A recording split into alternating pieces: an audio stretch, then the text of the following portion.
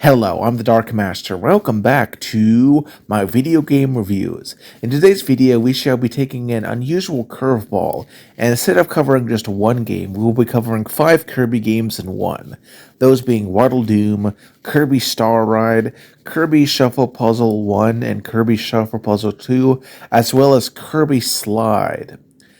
None of which you've probably ever heard of. Is this the superstar of my review series? How could I possibly put this many games in one video? Surely it must be over an hour long.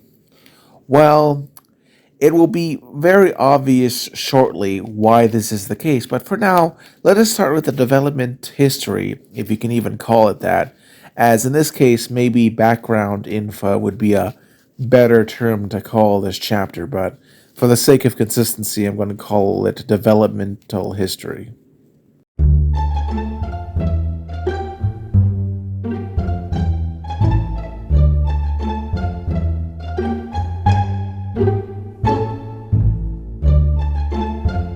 Alright, so as you might have noticed, when I was introducing these games that I would be covering in this video, I didn't mention what their names would be in Japan, and it's because these games had no involvement from the Kirby team, or heck, even Nintendo in any way, except maybe in licensing it, and I don't think there was ever a Japanese version made for these at all.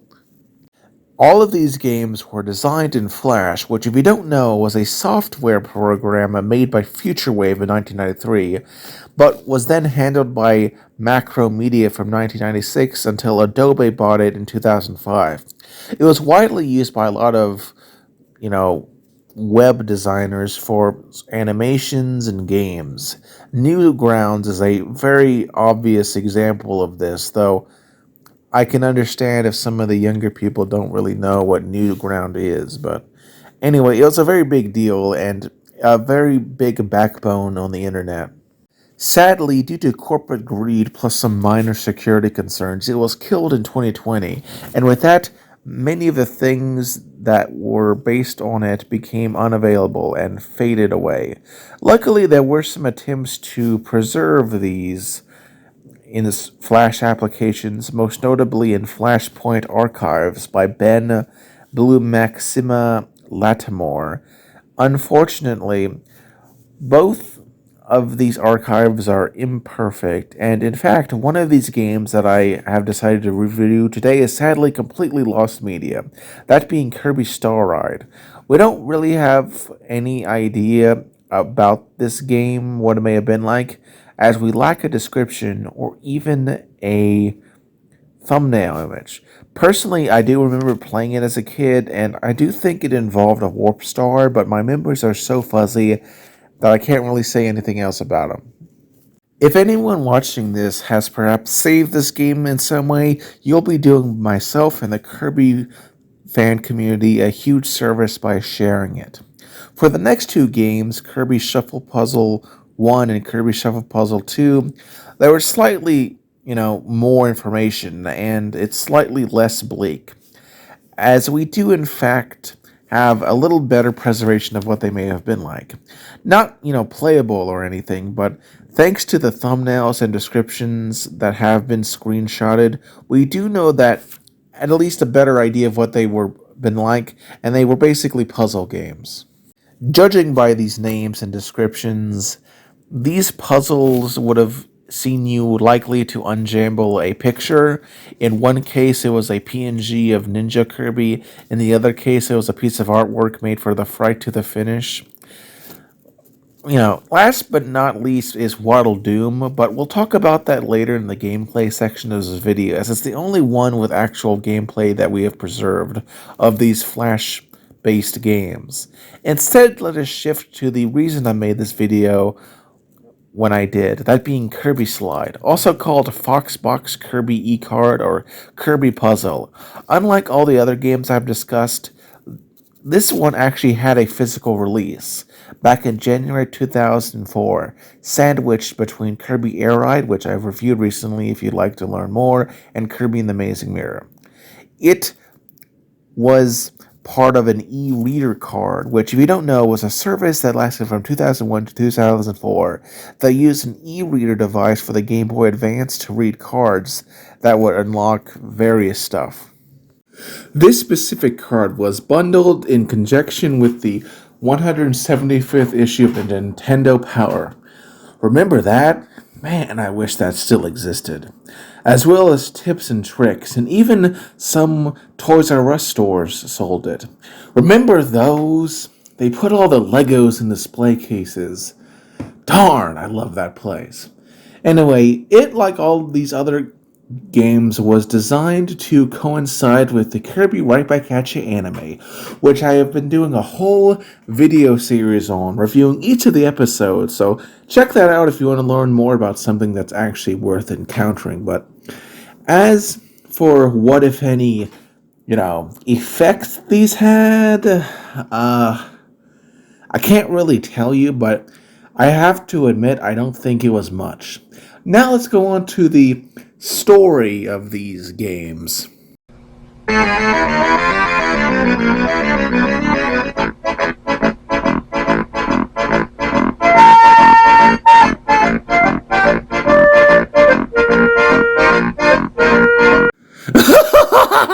You fool! There is no story. Which is, not surprising, but also very disappointing, as I feel like you could honestly make a compelling video game story based on the anime. So let us go, instead, straight into the most notable part of these games, and really, arguably, the most important aspect of any game, the gameplay.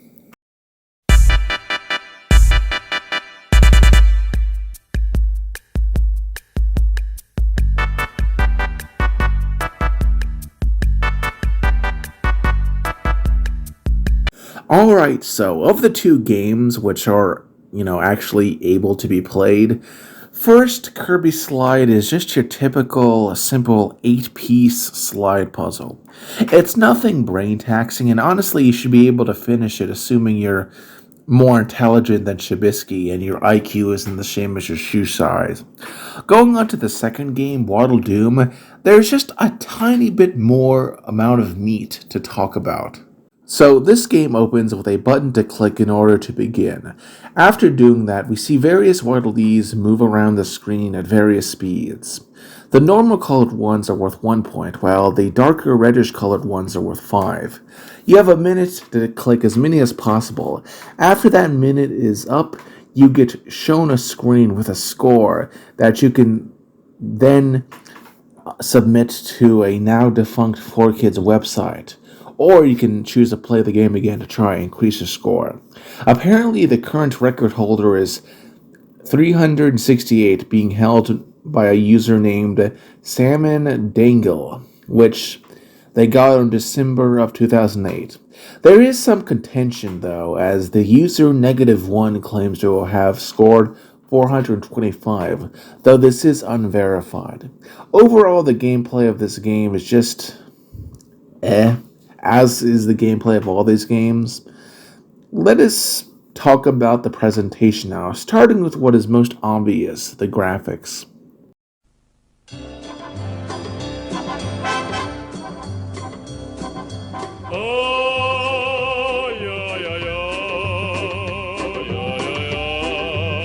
Alright, so all of these games have some of the laziest graphics I've ever seen in any game whatsoever, using literal promotion images that I myself found on Google.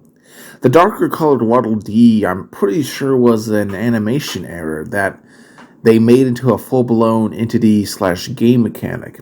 I'd say that's impressive that they stretched this butter out to such an extent, but let's not, be too generous. Clearly, they just did it to be lazy. And I can kind of understand utilizing, promotional media as a basis. I know that Lego has done that in the past, but to just completely rip art that someone else made, just kind of scummy. But let's not, spread this segment out any more than we have to and go on to the second half of the presentation, which is the music, and see if it's any good.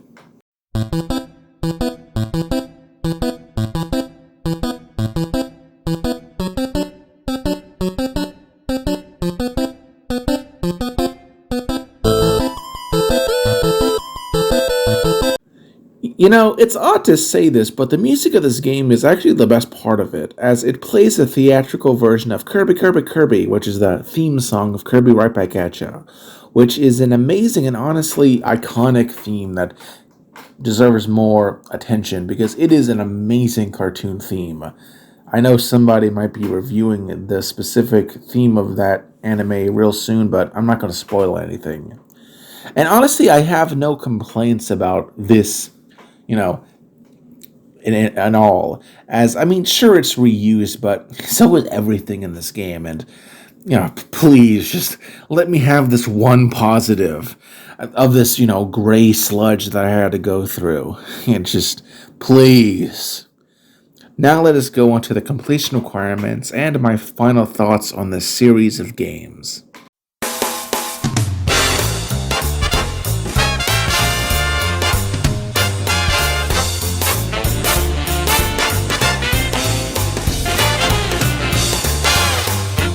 To make it brief, there are no completion requirements for this game. Kirby Slide ends with a congratulations screen, and Waddle Doom doesn't even have that. Now you might be wondering, why even review these games, and aren't you being too harsh on promotional Flash games? Well, for your second question, no, I'm not. There were numerous Flash-based games, both licensed and unlicensed, that were amazing, and made for the likes of Ben 10 and Bionicle. There's just no excuse for Nintendo and their collaborators to have been so lazy for these games, and are honestly, without exception, the worst Kirby games, if we even count them as that, as I personally wouldn't even consider them true Kirby games. Rather, they're games with Kirby aesthetics tapered on like a sort of a skin mask worn by Leatherface. But as for why I reviewed them, well, I think covering the worst of a franchise gives one a better appreciation for the good of the series. Plus, I don't think anyone really talks about these on YouTube, and I figure, why not? And, I had to cover Kirby Slide for completion's sake. I might as well toss in these other ones too. Honestly, on whether you should play these games, no. I mean, you can beat both of the ones you can actually play in like under 30 minutes. Or under 15 even. I'm being, generous. But it's just a waste of time. You can spend your time so much better than this. And honestly, you can just skip these and not miss anything in a word. But anyway, I've been the Dark Master, and if you liked this video, you liked it. But if you loved it, consider subscribing and have a wonderful day. Hopefully my next Kirby review will be a lot more substantive. But, sometimes it's good to do these shorter videos. Cuts up the, monotony of doing longer videos sometimes,